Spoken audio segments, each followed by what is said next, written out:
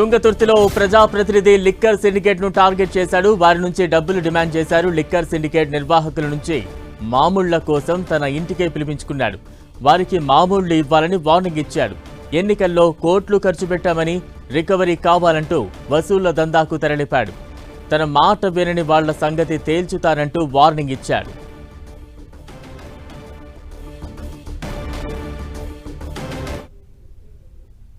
ఇంకోటి ఇప్పుడు ఎస్బీఐ ఉంది కదా కానీ ఏదైనా లోపల ఉంటే అందరితో కలిసిపోవాలి కానీ బయట ఫోన్ ఇచ్చి సరే ఫోన్ ఇచ్చి కాబట్టి ఆయన కొంచెం నా మర్యాద వాళ్ళకు తెలిసేదేమో మంచిది.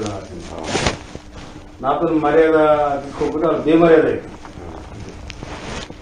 అదే మీరు అది ఎవడే సంసారి చెప్పండి, ఎవడో చుట్టకు చెప్పండి. ఎలా దాదాపు కోట్ల రూపాయలు ఖర్చు పెట్టి గెలిచింది. ఇక నాకు ముందే కట్టుకొని రేపు ఎన్నికల కోసం తీసుకుంటాను. నేను బయటకు వెళ్తే రోజు లక్ష రూపాయలు కట్టుకోవాలి. మళ్ళీ ఇంటికి వచ్చాక దిగుకుంటే అయిపోయింది. మామూలుగా మీరు డబ్బులు తీసుకుని అది చేసారు. అయితే ఏమైంది అన్నవాడ మీనంగా అయితే బండి దూరం ఉంది, బొమ్మ దగ్గర ఉంది. మీరు నడుచుకుని ముందుకు వెళ్ళిపోయారు. డబ్బులు లేవు టైంకి పెట్టుకోను. అప్పుడు నేనే ఇచ్చినాక మనోడు 50,000 ఇంత ముందుకే 50,000 కట్టుండే కానీ అప్పుడే తక్కువ చేసినాం. లెక్క పెట్టిస్తాను 5-10,000 మిగిలినాయి అడుగుతాడు. విన్నారా, గట్టే ఉండదు పరిస్థితి.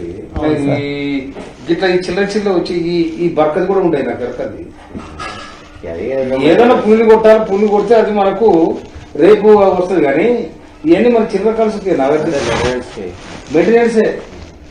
నాకు డైలీ ఒక డీజిలే 7,000 రూపాయలు డీజిల్ వస్తాయి. నాకు వచ్చే జీతం కూడా నేను లెక్క చూసినా అయిపోయింది.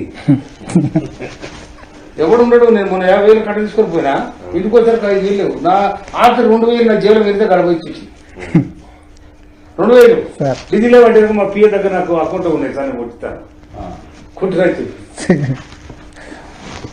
ఆ రోజు పిఏ అన్న బండి బండి ఉన్నట్లు 5,000 బదులు అంటారా అంటే ఇచ్చిన వెళ్ళకుండా ఏదైనా కట్ట సార్ పొద్దునే వస్తాయి అంటే ఏడుంటాయని అయిపోయినాయి.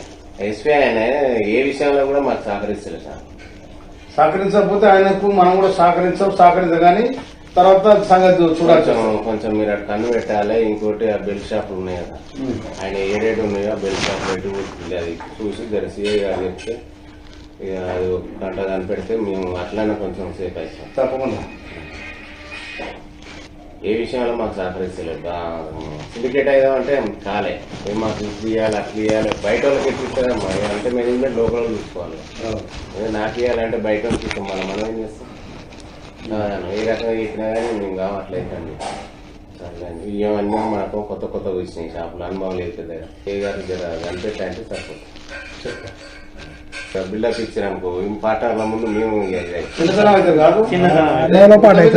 దూరం కథ ఏం కావాలి. 200 లక్షలు ఇప్పుడు అవతలకి ఎవడని చెప్పిన నాకు ఫోన్ చేసి దమ్ముండాలి కదా. అవతల ఎంపీనో ఎమ్మెల్యేనో లేకపోతే ఏదో ఏదో చేసిరనుకో, ఇది తెచ్చి వాళ్ళ కథ కూడా గిదే ఉంటుంది కదా. ఏ రూట్ పోయేటో ఆ రూట్ ఇప్పుడు నేను అతను పోయినసారి మీరు 15 లీటర్ చేసిన నేను గట్టిగా చేయమని చెప్పాను. లేకపోతే నాకు కొత్తగా క్రియేట్ చేయమని కూడా చెప్పాను. అంతే సార్, కొత్తగా నాకు చేయమని చెప్పలేదు.